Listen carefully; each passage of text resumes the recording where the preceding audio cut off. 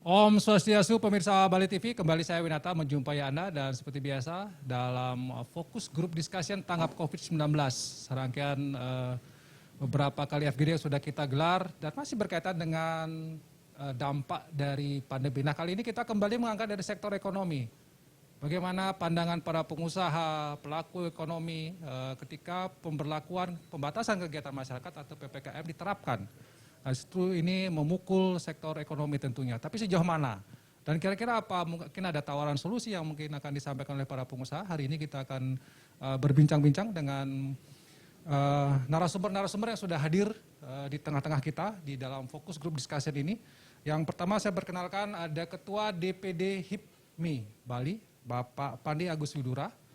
Yang biasa dipanggil Pak Agus, nanti kita akan berikan kesempatan. Kemudian Anak Agung Ngurah Agung Agra Putra, beliau adalah Ketua Aprindo Bali. Kemudian satu lagi ada Pak Panu Diana Kun, ini pengusaha senior. Nah, ini tentu dari lapisan pengusaha yang muda, kemudian yang senior, kita mintakan pendapat beliau-beliau ini tentang bagaimanakah dampak ekonomi dari pandemi COVID-19 ini dan apalagi pemberlakuan PPKM. Jadi tentu akan menarik obrolan kita, jadi saya akan mulai nanti di sesi pertama, tapi sebelum itu kita ikuti dulu yang satu ini.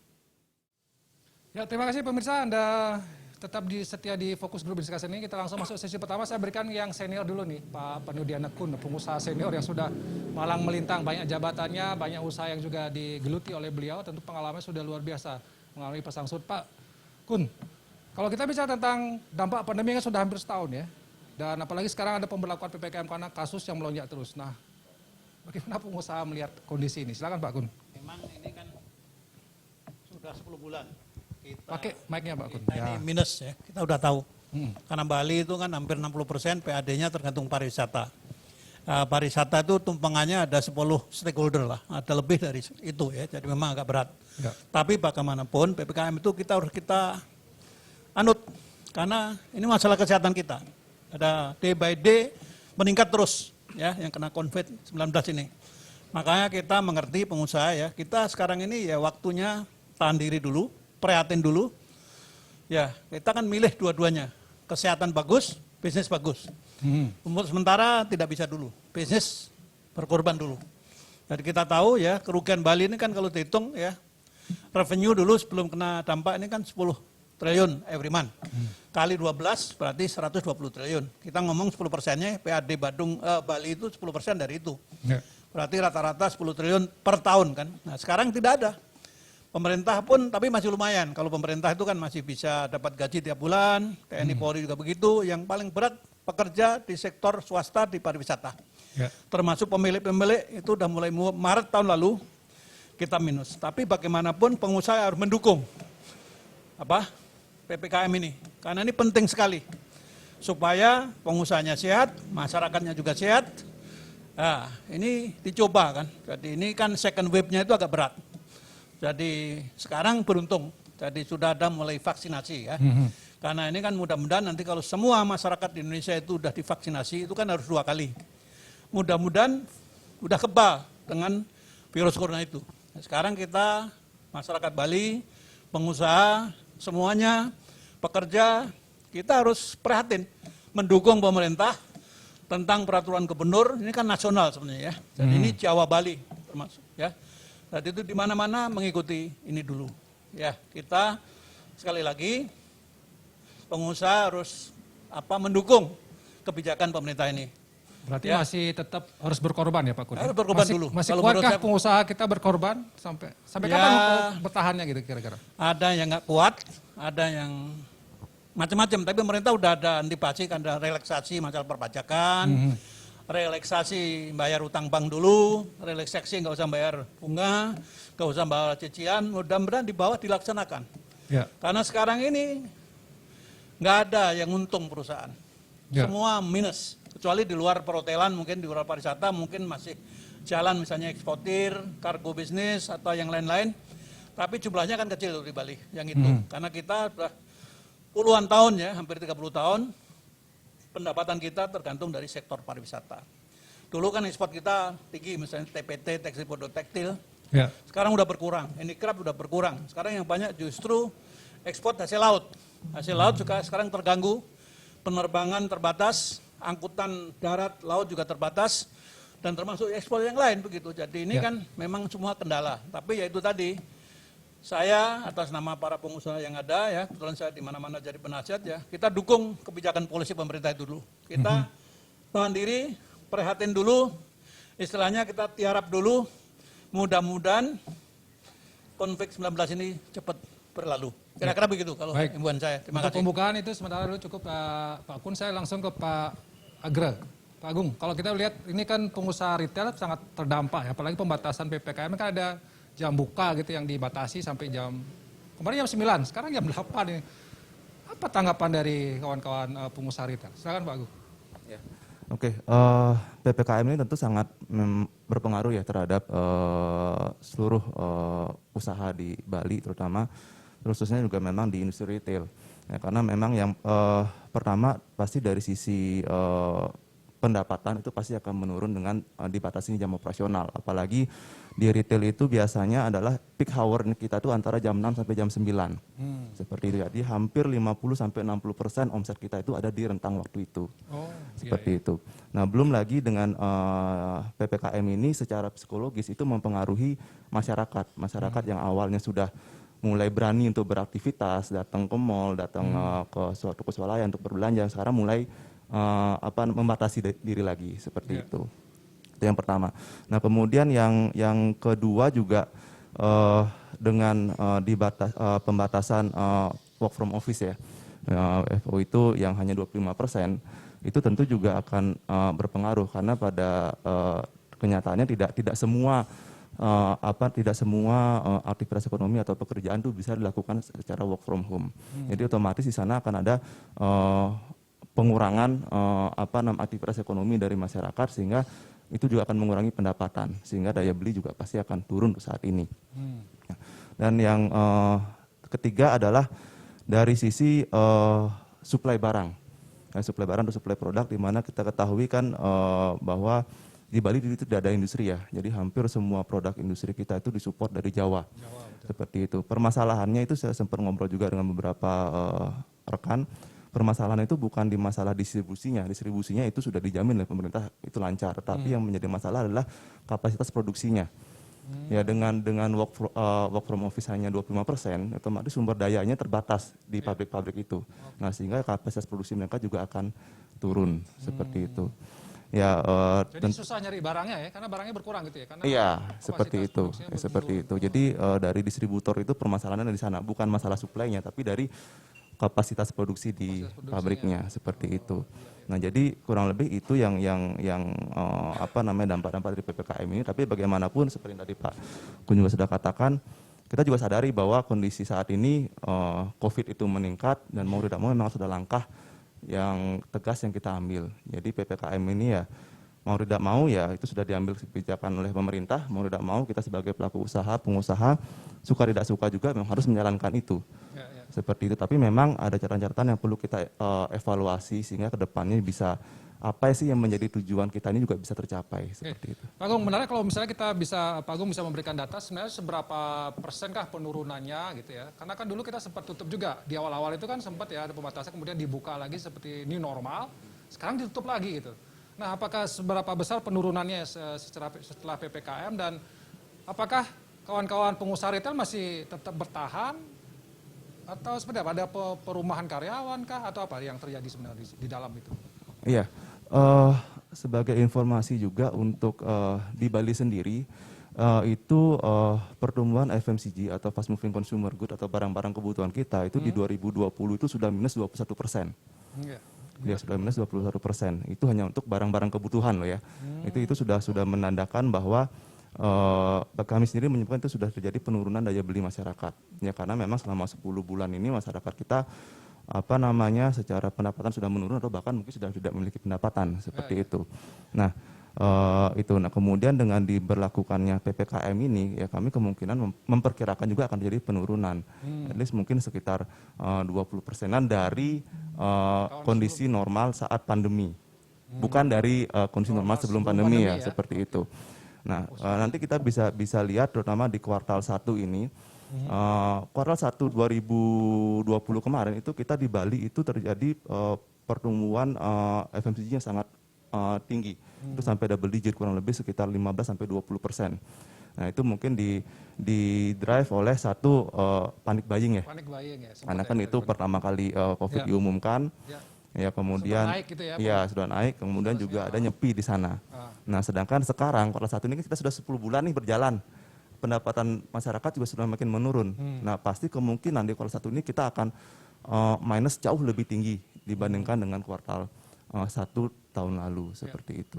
Jadi tapi masih bertahan ya Pak, nggak ada yang sampai tutup toko atau tutup ini? Beberapa teman-teman peritel memang juga sudah ada yang mulai gitu ya? sudah mulai menutup toko dan hanya mempertahankan toko-toko atau outlet yang memang masih bisa bertahan seperti itu. Terima kasih Pak Agung. Saya ke Pak Agus di HIPMI ya. Tentu kawan-kawan pengusaha muda ini juga ya kalau bicara terdampak pasti terdampak gitu. Tapi menarik untuk diangkat misalnya sejauh mana ini terdampak gitu ya. Sejak awal pandemi, kemudian ada new normal, kemudian ada PPKM lagi. Ini gimana gambaran kawan-kawan di HIPMI, Pak Agus silakan. Ya, jadi saya mungkin menceritakan sedikit tentang kawan-kawan di HIPMI, di mana kawan-kawan di HIPMI ini lebih banyak memang bernaung di UMKM. Jadi kita memang bisnis kecil menengah. Dan tentunya dengan adanya PPKM ini itu cukup berimbas buat kita. Mengingat juga di Bali ini hampir 78% itu masyarakatnya tergantung dari pariwisata. Artinya power buyingnya itu pasti juga akan mempengaruhi ke depannya. Saya melihat bahwa saya menyadari betul artinya PPKM ini persaingan antara kesehatan dan perekonomian gitu. Di mana ini bukanlah masa-masa yang mudah bagi pemerintah untuk menentukan pilihan yang terbaik. Namun memang besar harapan saya untuk keduanya bisa selaras, berjalan beriringan tanpa ada yang akhirnya terpuruk. Di Bali sendiri itu sudah terjadi pertumbuhan ekonomi minus 12,8. Jika ini berlangsung, saya agak khawatir ke depannya memang akan bertambah lagi untuk pertumbuhan ekonomi di Bali dibandingkan dengan daerah-daerah lainnya akan lebih terpuruk lagi. Jadi besar harapan saya memang ke depannya ada solusi-solusi yang bisa kita diskusikan dan bisa menjadi suatu masukan bagi pemerintah untuk menjaga daripada stabilitas di Bali.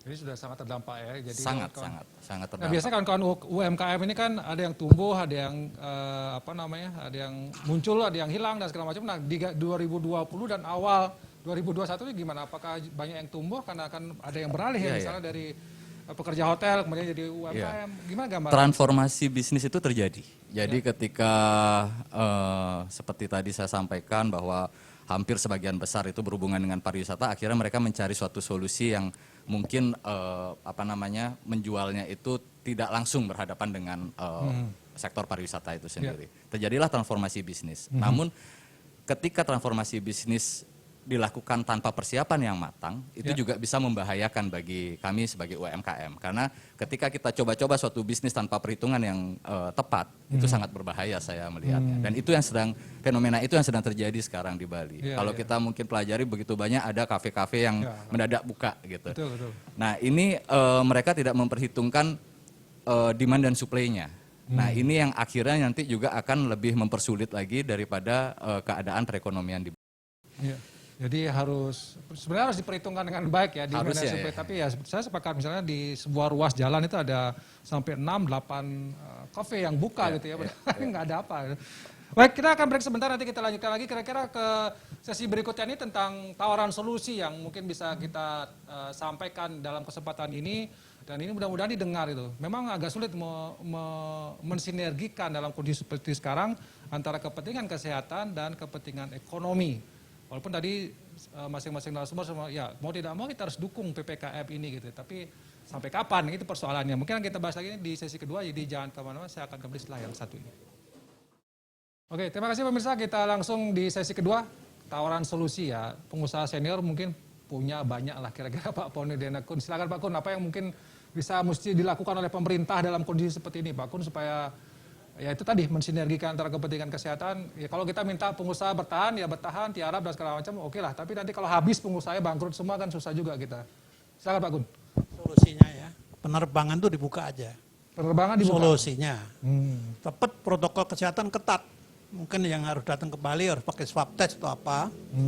Ya kan, karena PPKM itu kan membatasi semua persyaratan agak susah. Tapi kalau orang yang punya uang, misalnya mau berlibur ke Bali ini yang gampang kan pariwisata dulu. Karena hotel, kamar sudah ada, restoran sudah ada. Tadi kalau yang coba-coba buka kafe itu kan sebetulnya dia hanya sebentar aja bertahan. Mungkin satu atau ini yang sudah ada ini kan supaya tidak mati. Ya. Bagaimana? Penerbangan dipermudah, cuman persyaratan ya mungkin ada subsidi. Kalau swab itu harganya jangan mahal, misalnya gitu kan. Itu sebenarnya kan ada subsidi silang kalau bisa. Ya. Dan tetap protokol di hotel, di restoran, di tempat belanja, di mana-mana, di destinasi pariwisata dijaga dengan ketat. Ya kan, tetap pakai masker, cuci tangan dan itu. Itu solusinya mungkin bisa pemerintah. Karena Membuka apa? penerbangan Pak ya dari Ya ini kan untuk sebetulnya pariwisata kan berarti yang ya. penting hidup dulu. Jadi kita nggak usah ngomong 10% PAR, nggak usah ngomong PPH badan. Bagaimana industri hidup, karyawan nggak di PHK. Makanya nanti kalau makin lama, sekarang kan terasa dari mulai tanggal 1 Januari sampai sekarang ini, hotel-hotel banyak yang kosong. Dan itu hotel harus di-maintain. Apalagi hotel bintang 5 kan, minusnya udah tinggi. Jadi kalau ngomong rata-rata, tahun lalu kan hunian cuma 15% rata-rata. Tahun 2019, 55%, 60%. Itu dianggap udah booming buat Bali. Nah, tahun lalu tuh memang minus semua. Nah, tahun ini bagaimana nanti? Makanya solusinya penerbangan dibuka, hubungan laut misalnya Gilimanuk ini yang membawa lokal turis dipermudah. Ada subsidi sedikit lah, misalnya rapid test harga 200. Bagaimana seandainya cuma 75 atau berapa? Jadi kesehatan nggak usah cari untung banyak. Kalau bisanya Pak Po aja, break even point lah. Ya. Itu aja kalau menurut saya saran saya yang itu mempermudah. Toh itu udah ada, industri sudah ada, nggak perlu investasi lagi. Kalau invest baru kan nggak mungkin.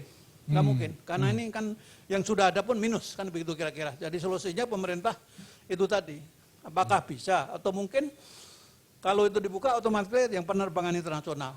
Toh sekarang itu saya lihat tahun baru kemarin banyak orang Rusia di Bali. Nggak tahu lewat mana terbangnya, saya pulang tinggal di hotel bintang 5. Ada orang Rusia baru ya Pak ya sebenarnya Di datang Bali waktu itu, turis itu banyak sekali. Dan itu hotel-hotel di setiap hotel bintang 5 tuh ada.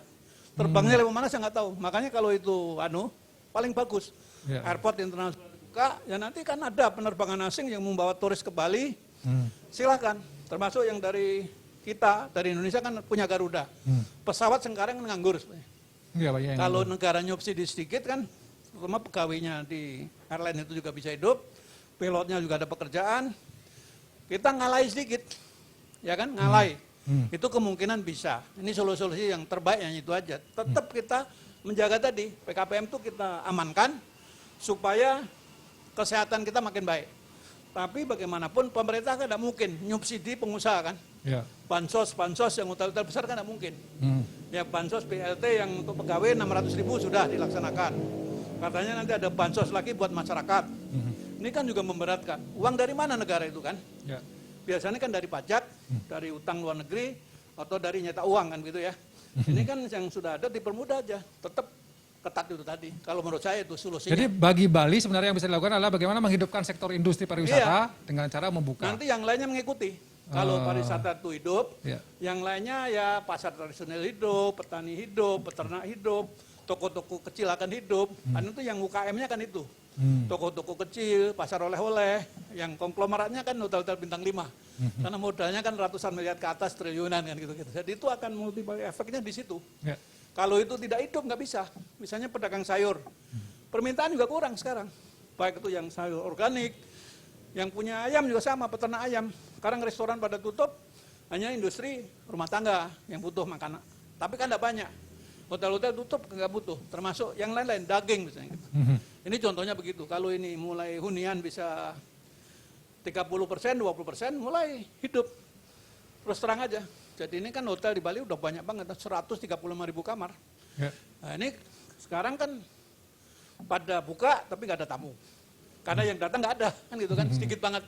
Itu aja dipermudah, tetap itu kesehatan ketat, nggak apa-apa. Kalau menurut saya Ya. kira-kira. Baik, ada yang mengatakan begini Pak Kun, kalau misalnya dibuka pun gerbang Indonesia untuk pariwisata untuk ini ya pesawat, tapi di negara masing-masing masih ditutup ini, gimana? Sebagian masih lockdown. Masih Misalnya lockdown. Australia lockdown. Tapi ada beberapa negara yang Nah, sebenarnya ini buka kan Pak, ya. sekarang kan boleh masuk Indonesia kan pakai visa khusus, visa bisnis, visa kunjungan sosial. Untuk visa turis kan masih tutup, jelas. Tapi kita lihat di Bali juga ada berapa turis yang saya lihat itu ada, entah itu dia tinggal di sini atau berapa. Itu kalau nggak salah yang tinggal di Bali aja ada 7.000, 8.000 orang. Itu yang udah di sini. Yang berikutnya kan kita perlu kedatangan yang baru. Kalau yang luar negeri yang membuka kan ada, Oke. sudah ada yang buka. Itu aja harapan kita cuman. Ya, Oke, kira-kira. terkait PPKM Pak Kun, ini kan sudah diperpanjang sampai 8 Februari katakanlah begitu. Pak Kun punya ide apakah diperpanjang lagi atau sudah cukup lah sampai tanggal 8 Februari saja PPKM ini pembatasan atau PSBB apalah namanya kalau di Kalau menurut saya itu tergantung situasi. Situasi, Pak, ya. PPKM diperpanjang lagi kan sekarang sampai tanggal 8 Februari Iya, kan. iya. Memang para pengusaha udah ketar-ketir, akan tambah parah. Kenapa? Itu jelas. Ya, Kita jujur aja, ekonomi akan tambah parah. Pengangguran makin banyak. baik. Mungkin orang yang habis kontrak nggak diperpanjang lagi. Atau kena PHK, itu Ya. jelas. Ya, ya. Nah sekarang kalau orang nanti kena PHK kan nggak ada jaminan lagi, BLT itu nggak dapat. Karena itu kan harus kerja aktif, dan dibayari BPJS-nya, asuransi dibayari, baru dia akan dapat BLT. Nah, kalau enggak- itu nanti kena PHK kan otomatis nggak dijamin oleh swasta juga kan, oleh asuransi. Nah agak berat. Ya. Nah makanya kita tetap dukung itu. Jadi pemerintah ada menggiatkan sedikit. Berani nggak dibuka pun belum tentu datang itu tadi pesawat dari luar negeri kan gitu. Ini hanya kira siap-siap aja. Baik. Terima kasih Pak Kun. Saya ke Pak Agung. Pak Agung, kalau misalnya tadi mungkin pertanyaan saya sama. Kalau ini diperpanjang lagi PPKM-nya apa yang akan terjadi dan mungkin Pak Agung punya kawan-kawan di Perindo punya tawaran solusi. Apa yang mesti dilakukan pemerintah? Cukuplah PPKM-nya sampai segini atau jam bukanya diperpanjang atau seperti apa? Silakan Pak Agung. Untuk PPKM sendiri, saya sebenarnya juga sepakat dengan Pak Kun tadi bahwa untuk Bali khususnya, memang pariwisata ini harus yang paling pertama dipulihkan karena backbone-nya kita tuh memang pariwisata kan seperti itu. Kalau ini sudah berangsur pulih, maka yang lain pun juga akan mengikuti seperti itu. Nah, tapi apa namanya? Yang sebenarnya saya sendiri juga sebenarnya cukup membingungkan karena ini mungkin juga dialami juga oleh pengusaha yang lain bahwa suatu kebijakan itu sering berubah. Sering berubah dan itu terkesan mendadak sehingga itu juga akan membuat kita sebagai pelaku usaha juga kebingungan karena kan pelaku usaha itu perlu satu kepastian dalam bisnis ya kan. Tapi kalau ini berubah-berubah terus tentu plan yang sudah kita rencanakan itu juga akan buyar semua kan seperti itu. Nah oleh karena itu kami sendiri lebih menyarankan agar apa namanya kita memiliki langkah-langkah atau strategi yang terstruktur dan terukur seperti itu. Jadi kalau boleh misalnya saya ini kan bahwa kita membagi kondisi ini menjadi dalam 3 fase. Yaitu yang pertama adalah fase bertahan atau survival, yang kedua adalah fase pemulihan atau recovery, dan yang ketiga adalah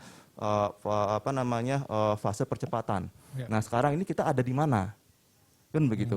Nggak jelas ya? Nah ini yang kita belum jelas. Ini kita ada di mana. Nah karena kalau kita sudah membagi dengan 3 fase itu, maka kita akan jelas. Oke, kalau sekarang misalnya kita masih dalam fase bertahan, maka seluruh strategi anggaran yang kita miliki maka akan terfokuskan ke sana. Seperti itu. Itu dia. Kalau kita sudah masuk ke misalnya tentu ada goals yang harus kita capai di sana kan, entah itu kasusnya akan menurun drastis dan sudah mulai mendekati 0 atau zero case kan seperti itu. Nah, baru kita akan mulai masuk ke fase recovery. Nah, di sana baru strategi atau anggaran yang kita miliki kita fokuskan ke sana, mulai dari promosi dan sebagainya. Nah, seperti itu. Nah, saat ini mohon maaf yang kita lihat itu tidak jelas gitu loh. Ya kan tidak jelas sehingga terkesan jadi sia-sia. Dan kami pun di pengusaha pun juga jadinya yang awal sudah mempersiapkan strategi A, tiba-tiba ada perubahan kebijakan akhirnya berubah lagi. Kami pun juga dan itu tidak sedikit pengusaha yang akhirnya mengalami kerugian di sana. Jadi solusi dari kami adalah kita buat dulu langkah-langkah atau tahapan-tahapan ini kita ada di mana seperti itu. Itu yang pertama. Yang kemudian yang kedua, setiap kebijakan yang akan dibuat ya diharapkan itu memang sudah dipersiapkan terlebih dahulu sehingga bisa dikomunikasikan ke seluruh stakeholder, lapisan masyarakat, juga pelaku usaha jauh-jauh hari sebelumnya sehingga kami pun juga bisa melakukan persiapan seperti itu. Nah, next terkait misalnya bagaimana jika PPKM ini diperpanjang? Ya, mau tidak mau jika memang situasinya memburuk mau nggak mau itu harus diperpanjang ya kami sih siap-siap saja, tetapi harus ada langkah-langkah yang jelas, sehingga kami pun juga bisa mempersiapkan diri dengan lebih matang seperti itu. Baik. Gitu. Jadi itu mengkomunikasikan ya yang penting ya. Pak Agung, kalau saya boleh bertanya misalnya begini, ini kan ada pembatasan jam buka sampai jam 9 kemarin, sekarang jam 8. Nah sebenarnya dari kawan-kawan di pengusaha retail itu apakah sudah menerapkan protokol kesehatan? Atau pernah ada yang ditegur karena ada kerumunan sehingga, atau ada mungkin klaster yang dihasilkan oleh sana? Atau seperti apa? Kenapa harus dibatasi kalau menurut Pak Agung? Apakah kebijakan sana ini tepat tidak membatasi jam buka ini gitu? Ya. Jadi begini, hingga saat ini kami belum pernah mendengar adanya klaster di pusat perbelanjaan atau toko swalayan seperti itu kan. Jadi agak kurang tepat jika sebenarnya jika kita menanyakan bahwa nanti di toko swalayan kita takutkan terjadi klaster, karena sampai saat ini belum pernah seperti itu. Nah, dan kita pun di rata-rata di pusat perbelanjaan atau di toko swalayan rata-rata sudah menjalankan prokes. Ya, jadi segala fasilitas untuk menjalankan protokol kesehatan ini sudah kita sediakan seperti itu. Dan terkait dengan kerumunan, sebenarnya tanpa kita minta pun kerumunan itu sudah berkurang di toko-toko swalayan ataupun di pusat perbelanjaan, karena PPKM ini aktivitas masyarakat sudah terbatasi, sehingga mereka juga datang ke toko swalayan atau ke mall pun juga frekuensinya berkurang. Itu di mall itu saya mendapatkan informasi bahwa dari normal mereka sudah turun 50%. 50% ya. Jumlah kunjungan sudah turun 50%, bahkan dengan PPKM ini turun lagi sampai 50% lagi. Nah, 50% dari 50%. Iya, artinya itu kan kerumunan sudah tidak ada kan begitu. Nah, terus yang kedua juga dari sisi pekerjanya. Nah, rata-rata sekarang semua pengusaha itu melakukan efisiensi. Ya kan, melakukan efisiensi, termasuk salah satunya adalah sampai mengurangi jam atau hari kerja karyawan. Jika dulunya satu hari itu ada 100, mungkin sekarang yang bekerja hanya 30 orang seperti itu. Jadi itu sudah otomatis semua sudah berkurang. Ya, itu mengurangi kerumunan ya, nggak ada pengunjungnya sudah berkurang, pekerja juga sudah berkurang ya. Harusnya aman ya di mall ya. Iya, seharusnya aman. Apalagi kita kan sudah memiliki SOP-nya masing-masing. Sebenarnya yang perlu kita tingkatkan pengawasannya adalah justru malah di pasar. Pasar-pasar tradisional yang notabene di sana sampai saat ini, mohon maaf, saya sendiri melihat pengawasannya sendiri masih kurang. Betul. Seperti itu di situ yang memang, apalagi kan sekarang menurut PPKM sendiri pasar tradisional itu masih bisa beroperasi secara normal, ya kan, karena masuk sektor esensial. Tidak masalah, tetapi pengawasannya harus sangat diperketat di sana agar jangan sampai PPKM ini menjadi sia-sia nantinya seperti itu. Betul. Terima kasih Pak Agung. Ya memang ada ironis juga ya, pasar boleh buka, padahal di sana ada desak-desakan gitu ya, pengunjung rame lah gitu, tidak seramai di mall, tapi mall harus ditutup batasi. Karena memang logikanya agak susah saya. Pak Agus, kalau kita lihat UMKM ini kan kondisinya semakin ini ya. Tadi tawaran solusinya Pak Agus, mungkin ada yang dari kawan-kawan HIPMI, harusnya pemerintah tuh begini-begini. Tadi kan Pak Agung juga sudah ada tawaran solusi. Mungkin dari Pak Agus ada dari? Ya, ada 5 poin mungkin yang ingin saya sampaikan untuk solusi ini. Ya. Sesuai dengan yang Pak Presiden Jokowi sampaikan, bahwa kita ini sudah waktunya untuk berteman dengan COVID ini. Jadi kita harus hidup berdampingan. Nah, yang pertama itu adalah terkait dari PPKM ini sendiri. Sementara ini kan dari jam 9 berubah ke jam 8. Nah, ini saya melihat begitu banyak UKM-UKM yang mengalami kesulitan dalam menjual produknya. Jika masih memungkinkan, ini PPKM ini dilakukan sampai dengan jam 10 malam.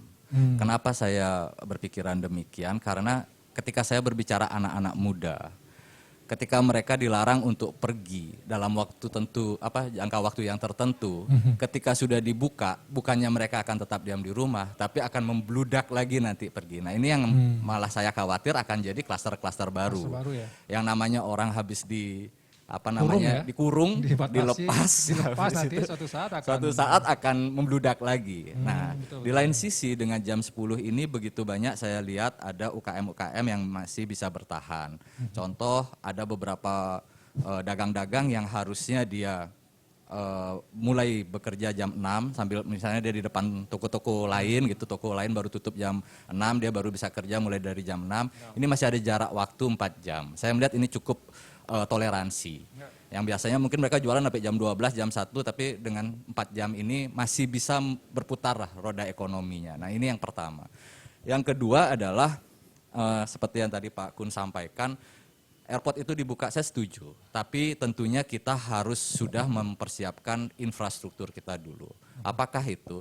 Begitu banyak teman-teman saya dari luar negeri yang ingin bermain ke Bali, ingin berlibur ke Bali. Namun kekhawatiran mereka selalu terkait daripada fasilitas kesehatan kita. Yang itu selalu menjadi pertanyaan, apakah rumah sakit kamu siap? Apakah tenaga medis kamu siap? Nah mungkin jika memungkinkan ke depannya kita harus ada yang namanya rumah sakit internasional. Untuk memberikan keyakinan bagi para wisatawan yang akan datang ke Bali bahwa kita sudah siap. Contoh, kita sendiri kadang-kadang ke daerah-daerah yang mungkin masih bisa dikatakan masih belum siap, kita pun memiliki ketakutan untuk berlibur gitu. Nah ini juga terjadi dengan mereka yang ingin ke Bali. Apabila sudah ada rumah sakit, saya rasa di rumah sakit yang cukup dan ada rumah sakit internasional, maka bisa airport itu segera dibuka. Yang ketiga, ketika tamu-tamu mau datang ke Bali, seperti yang Pak Kun tadi juga sampaikan, mungkin ada nilai subsidi daripada rapid antigen. Nah ini kalau bisa di-free-kan, itu akan menjadi point selling buat Bali. Bukan saja hanya untuk domestik, melainkan juga untuk internasional. Bahwa Bali memang sudah siap, bahkan sudah serius menangani daripada COVID ini dengan memberikan free antigen. Seperti itu contohnya. Jadi ini suatu hal yang bisa memberikan nilai jual tersendiri buat Bali. Yang keempat adalah work from Bali. Saya melihat ke depannya dengan zaman digital yang sekarang ini terjadi dan juga dengan terjadinya work from home, itu akan banyak pengusaha-pengusaha baik itu secara nasional ataupun internasional yang akan bekerja dari rumah. Nah, apabila ini bisa kita galangkan, seperti mungkin kita permudah visanya dan lain-lain dan dia bisa bekerja di Bali ya. Itu otomatis akan menjadi efek domino bagi bisnis-bisnis lainnya. Ketika kita bisa menarik investor-investor dari luar untuk bekerja dari Bali. Nah ini suatu hal yang mudah-mudahan bisa terwujud. Dan yang terakhir mungkin saya ingin menyampaikan terkait aturan-aturan OJK. Karena menurut saya Bali dengan pertumbuhan ekonomi yang sudah minus, sudah waktunya kita ada perlakuan khusus. Bukan hanya untuk Bali, tapi untuk sektor pariwisata.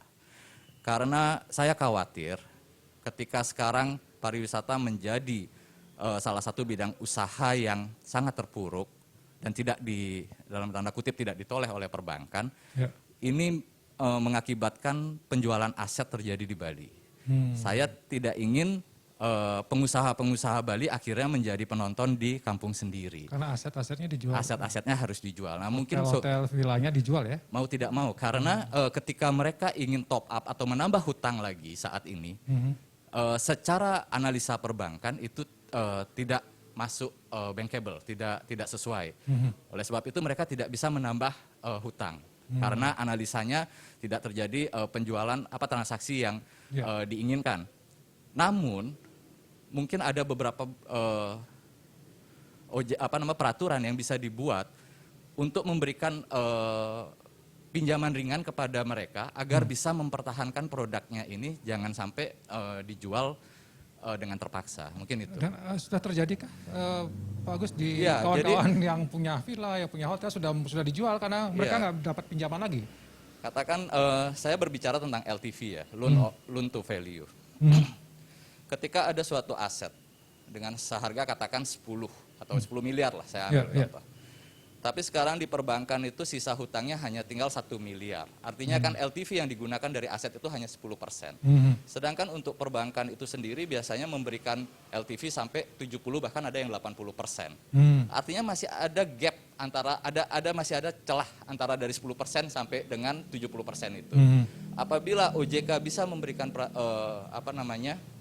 suatu kebijakan khusus untuk analisa daripada perhotelan ini, mereka diberikan top up, janganlah sampai 70%, katakan 50% dari nilai aset itu sendiri. Namun itu diberikan kepada pengusaha Ya. dengan jaminan-jaminan tertentu, misalnya ada bagaimana saling menjaga antara perbankan dengan end user biar tidak saling merugikan. Jika itu bisa terjadi, maka penjualan aset itu bisa kita hindari. Namun jika itu tidak terjadi, maka pilihan terakhir para pengusaha ini adalah menjual aset. Nah, itu yang harus kita hindari. Baik, mengerikan juga ya. Nanti kalau benar terjadi, sekarang saya mungkin sudah banyak pengusaha-usaha yang sebenarnya dimiliki orang lain. Orang pengusaha-pengusaha lokal yang masih punya hotel, punya villa, kalau harus jual aset, orang-orang Jakarta yang masih punya duit ngambil, berarti akan semakin habis, semakin sedikit ya yang punya. Baik, kita akan break sebentar, nanti kita masuk di sesi terakhir, kita akan berikan kesempatan masing-masing narasumber. Ya, closing statement lah semacam itu untuk mempertegas kembali. Kita tentu harapan dari FGD ini ada yang didengar gitu, apakah sudah didengar atau belum. Tadi sepertinya sih kebijakan pemerintah banyak yang diambil sepihak ya oleh pemerintah tanpa mengajak kawan-kawan pengusaha ini untuk berembuk apa sih yang harusnya dilakukan. Mungkin, tapi tadi kita konfirmasi lagi di sesi berikutnya, jadi jangan kemana, saya akan kembali setelah yang satu ini. Ya, terima kasih pemirsa, kita sudah di sesi terakhir di Fokus Group Discussion, dampak ekonomi pelaksanaan PPKM atau pemberlakuan pembatasan kegiatan masyarakat ya, PSBB dalam skup yang kecil gitu, yang membatasi usaha salah satunya. Ini tentu sudah banyak tadi diungkap, ya, ini pasti terdampak dan sudah ditawarkan beberapa solusi, mudah-mudahan ini didengar. Pak Kun mungkin bisa mempertegas lagi, Pak Kun, apa yang tadi kan sudah membuka gitu ya. Pertanyaan saya mungkin adalah selama ini apakah pengusaha ini sudah pernah diajak diskusi, Pak Kun misalnya pernah diundang, diajak ngomong apa yang mesti dilakukan oleh pemerintah, atau pemerintah ya begitu saja menerapkan kebijakan sesuka-sukanya. Gimana Pak? Jadi tambahan tadi udah disinggung Pak Gus Pande masalah ini. Bunga bank itu harusnya bisa turun. Oke. Karena sekarang ini deposito itu udah turun sekali. Di bank pemerintah itu bunga 4,5%. Harusnya yang ngutang, yang kredit itu kalau bisa bedanya maksimum 2%, 3%. Sekarang kan bunga bank kredit itu masih tinggi, 11%, 12% itu di bank pemerintah. Apalagi kalau swasta 24%. Nah, ini sebenarnya bisa dan bank itu tidak akan bangkrut. Karena apa? Tadi yang disebutkan kalau hotel katakan 100 miliar. Dulu kan dapat 70% dari 100 miliar untuk bangun hotel itu. Sekarang tinggal masih utang 10 miliar. Kalau ditambah hutangnya pun dengan bunga yang rendah, saya rasa masih bisa. Karena di ASEAN aja, bunga bank kita nanti paling tinggi. Singapura itu sangat rendah. Makanya tumbuh terus. Jadi bank itu nyari untung kalau nggak salah hampir 40%. Kan terlalu tinggi itu kalau menurut Bank saya. Indonesia ya, Bank Indonesia. Ini bank-bank di Indonesia. Jadi itu pertama kalau berani, itu tadi teman-teman yang udah punya utang, tambah aja utangnya. Karena apa? Supaya ini pekerja-pekerja tidak di PK, itu satu. Ya kan? Ya. Dipending, kalau perlu utang ditambah, tapi bayar bunga, Bisa ada cicilan tenornya. dipending dulu. Ya, sama bayar pajak. Walaupun di buku itu kita harus bayar pajak PHR 10%, berapa jumlah. Tapi hotel perusahaan itu nggak ada uang. Karena tiap bulannya minus, itu dipending dulu. Nanti dianggap pengusaha itu punya utang ke Dispenda, punya utang ke kantor pajak, sebenarnya kan ada masalah. Itu relaksasi yang paling nyata begitu kalau menurut saya. Mudah-mudahan dilaksanakan oleh negara. Kadang yang pusat tuh ngomongnya relaksasi dipermudah, tapi yang daerah tidak mengerti. Karena semua kan ada itu PAD daerah itu kan untuk ngidupin apa di kabupaten kota misalnya gitu kan. Ini kan yang paling gede di Bali kan 10% itu. PHR 10% itu lumayan, dulu 8,5 triliun di Badung aja. Ya. Tahun 2019. Nah, tahun lalu 2020 kan minus ya. Minus ya. Memang Bali itu minusnya paling merana kalau kita ngomong dibandingkan provinsi yang lain. Ini mohon maaf saja. Nah, ini untuk recovery kembali agak berat. Tapi sebenarnya negara nggak apa-apa. Ini kan bank-bank BUMN itu ada modal. Dia tidak akan bangkrut dan tidak ditargeti harus cari untung besar. Bagaimana sebagai agen pembangunan, kan begitu ceritanya. Turunkan bunga kredit bank yang dulu 11%, kalau bisa 7%. Toh sekarang deposito itu rendah banget, hampir nggak ada harganya, apalagi US dollar, nothing lah. Betul. Kalau saran saya begitu. Dan itu tadi yang airport disinggung itu tadi memang walaupun tidak ada yang datang kita siap-siap. Termasuk tadi subsidi silang, masalah rapid test, masalah PCR-nya, silahkan nggak apa-apa. In the end itu kan yang penting hidup dulu semua. Masyarakat pekerja bisa bekerja, pengusaha bisa jalan usahanya, otomatis kesehatan terjamin nantinya, terus ekonomi juga akan tumbuh. Itu syaratnya. Sekarang ini untuk stay aja, bukan tumbuh. Pertumbuhan sekian besar nggak ada, minus malah tuh.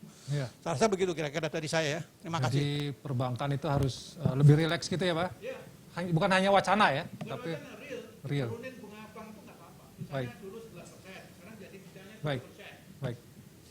Pak Agung, silakan Pak Agung. Mungkin sebagai penegasan kembali apa yang mungkin kita mesti lakukan. Tidak hanya pemerintah, tadi kan pemerintah gitu ya, mungkin masyarakat, pengusaha supaya jangan sampai habis nanti pengusahanya berat kita juga gitu. Silakan Pak.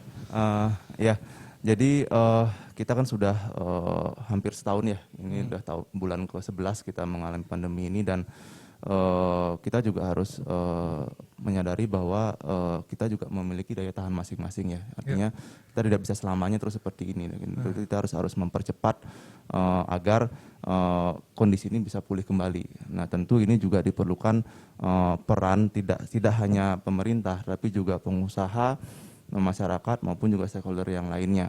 Benar tadi yang dikatakan adalah bahwa sekarang ini kita jangan nyari untung dulu deh, gitu kan ya. Tapi kita adalah bagaimana saling mensupport antara satu dengan yang lainnya agar semua bisa bertahan. Karena next kalau misalnya ini kita nggak bisa bertahan, next habis semua pengusaha, maka ekonomi juga pasti akan terpuruk kembali. Benar tadi support dari perbankan sangat kita perlukan untuk minimal kita bisa bertahan sampai ini selesai, ya kan. Kalau ini kita pengusaha sudah bisa bertahan, nextnya juga bank juga akan bisa mendapatkan keuntungan dari sana. Itu yang pertama. Nah terus yang kedua, tentu juga kita tidak mau nih PPKM terus-terusan kan seperti itu. Untuk itu juga kita semua juga harus menyadari untuk menjalankan prokes ini secara disiplin. Ya baik itu dari sisi pemerintahnya, dari sisi pengusahanya, dari sisi masyarakatnya. Seperti itu kita harus sama-sama disiplin dalam menjalankan prokes ini sehingga nantinya kita harapkan kasus ini bisa terus menurun dan kita bisa segera masuk ke fase recovery itu, seperti itu. Dan tentu di sini kita juga tidak bisa hanya membebankan masyarakat harus disiplin, tetapi para panutannya ya kan dalam ini pemerintah, mungkin pengusaha maupun public figure lainnya juga harus menjadi contoh. Menjadi contoh bagaimana disiplin menjalankan prokes ini sehingga masyarakat pun juga bisa mengikuti itu. Baik. Oke, Pak Agus, siapa Pak Agus? Yang mungkin harus kita lakukan ke depan gitu ya sebagai masyarakat pengusaha juga nih, mudah-mudahan tetap bisa bertahan kan itu intinya. Silakan Pak Agus. Mungkin dari saya singkat aja, belajar dari apa yang telah terjadi di COVID-19 ini dan kita sebagai orang Bali yang sangat tergantung dari pariwisata. Hampir 78% masyarakat kita tergantung dari pariwisata. Mungkin ke depannya kita sudah harus memikirkan industri-industri lain yang tidak berhubungan dengan pariwisata bisa masuk ke Bali. Jadi jika ada hal-hal seperti ini, pertumbuhan ekonomi kita tidak menjadi yang terburuk di Indonesia. Mungkin itu. Industri yang lain ya selain pariwisata ya, mungkin yang harus dibuka ya. Selama ini agak banyak yang justru hanya investasi di pariwisata saja. Karena memang terlihat pariwisata paling menguntungkan di Bali. Tapi jadi mungkin kita juga harus melihat industri-industri lain yang tidak berhubungan dengan pariwisata itu sendiri. Terima kasih Pak Agus, terima kasih Pak Kun, terima kasih Pak Agung waktunya yang sudah juga informasi, statement-statement yang disampaikan. Beliau inilah pengusaha-pengusaha tentu yang juga harus didengar gitu. Jadi memang agak susah mensinergikan antara kesehatan dengan ekonomi, menginjak gas dan menginjak rem ini. Tapi tadi Pak Agung dari April mengatakan jangan mendadak gitu ya, dari gasnya mendadak, kemudian ngeremnya juga mendadak. Ini akan menghasilkan dampak yang cukup membahayakan, memprihatinkan juga bagi tidak hanya pengusaha, masyarakat juga. Karena kalau sudah pengusahanya nanti down, masyarakat daya belinya juga down, ya semua juga akan mengalami kesulitan. Dan kita akan berada di badai pandemi yang tak berujung. Dan mudah-mudahan tidak terjadi. Semoga badai ini segera berlalu, pandemi ini segera berlalu, dan kehidupan kita kembali normal. Sudah setahun kita mencoba mengutarakan doa ini, mudah-mudahan bisa segera terwujud di masa-masa yang akan datang. Demikian, GD kali ini saya ucapkan terima kasih atas perhatiannya. Saya tutup dengan Parma Santi. Om Santi, Santi, Santi. Om, terima kasih. Sampai jumpa.